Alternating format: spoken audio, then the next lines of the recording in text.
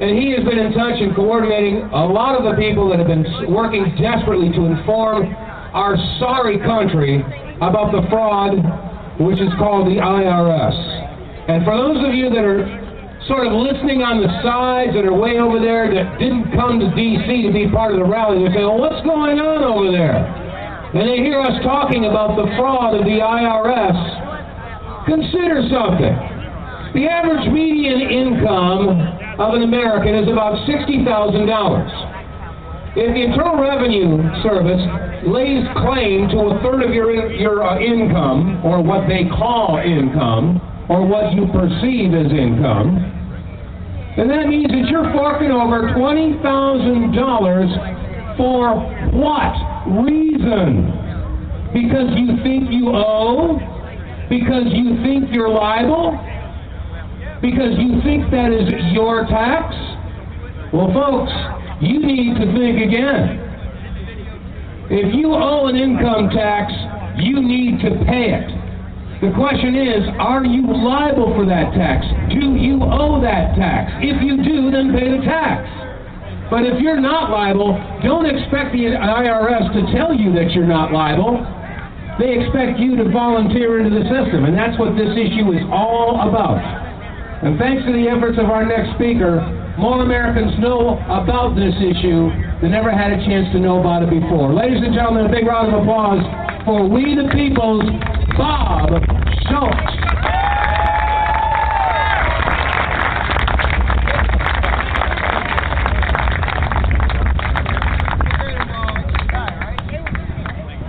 Thank you, Dave. And thank you, Ron Paul, for respecting the Republic and honoring the Constitution. Imagine that. It's great to be here. It's good to feel normal again. Yeah. In a moment, I'm going to call out each of 7 activities of the federal government that some people, including Ron Paul, assert are gross violations of the Constitution of the United States of America. However, with the exception of Ron Paul and all of this year's presidential candidates, past and present, they would have us believe the 7 issues I'm about to call out are mere matters of public policy, subject to some imagined discretionary power of the holder of the office of the president. With the exception of Ron Paul, every other candidate fails to mention the Constitution when discussing these issues. In doing so, of course, they fail to honor the Constitution. They fail their oaths of office. They fail their duty to the people, and they rebel. They reveal their disdain for the rule of law. Dr. Paul says no. These acts are not mere matters of public policy. They are crimes against the Republic, crimes against the Constitution, of course, crimes against the people. Here are those violations. And as I call out each activity of the federal government, I'd like to know if most of you agree with Ron Paul and myself that it is unconstitutional. So let's hear it. All right. Yeah. The Federal Reserve.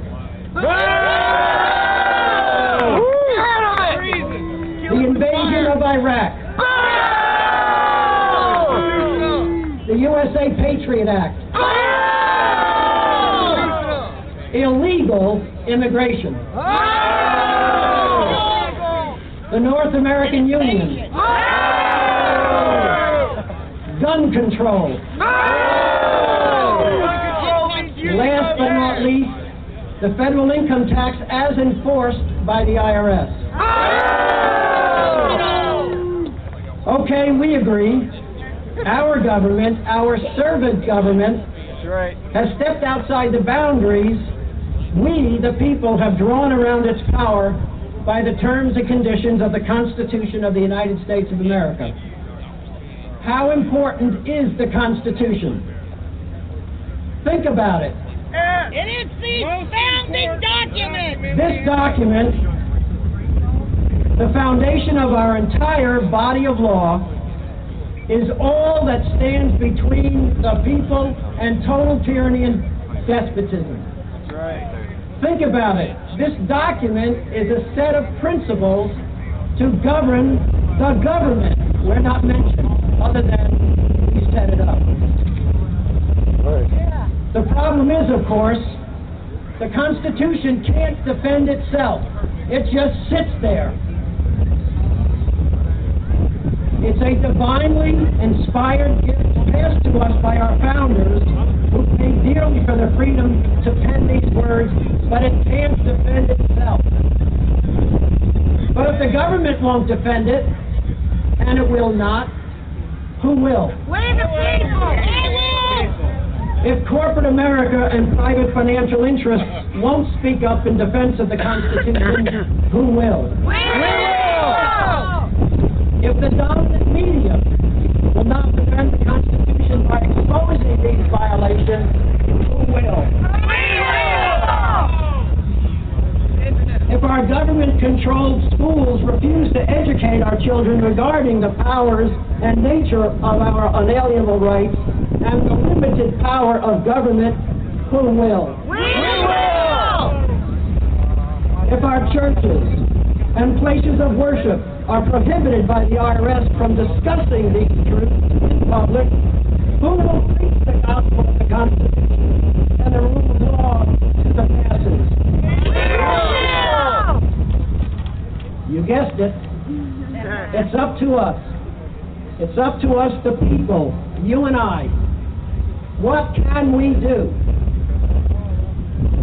No. As a free people, what must we do? Is there a law that enables us, we the people, to hold the government accountable to the Constitution of the United States of America? Yes, there is such a law, but over the years it has become all but forgotten. It's not one the government wants you to know about.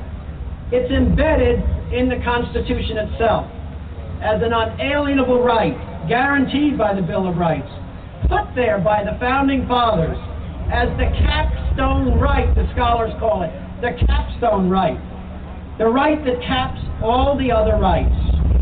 It's a critical element in the overall design, placed there as a vital element in the overall balance of power between the people and their government.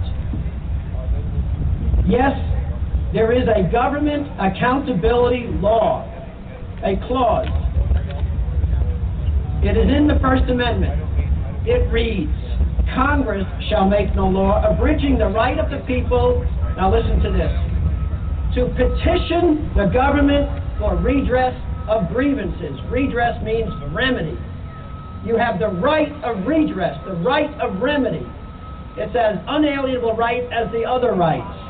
It's there in the First Amendment. The First Amendment, you might recall, guarantees 5 freedoms. In the order that those 5 freedoms are mentioned, it's worship, speech, press, assembly, as we're doing here today. We can peaceably assemble and criticize the government if we want to. Nice. But there's a 5th freedom guaranteed by the First Amendment, the right to petition the government for redress of grievances. And get this, the first 4 of those freedoms, worship, speech, press, and assembly, have been the subject matter of many, many lawsuits that have gone up as far as the Supreme Court. So the contours of the meaning of those 4 freedoms is pretty well defined. But never in our entire history has any court ever declared the meaning of the last 10 words of the First Amendment. The right to petition the government for redress of grievances. Just what are our rights and the obligations of the government under those last 10 words? No court has ever defined it. It's the accountability clause. It's the clause put there for us as the final arbiters of the Constitution to hold the government accountable when they step outside the boundaries that we have drawn around their power by the terms of the book, by the terms of the Constitution.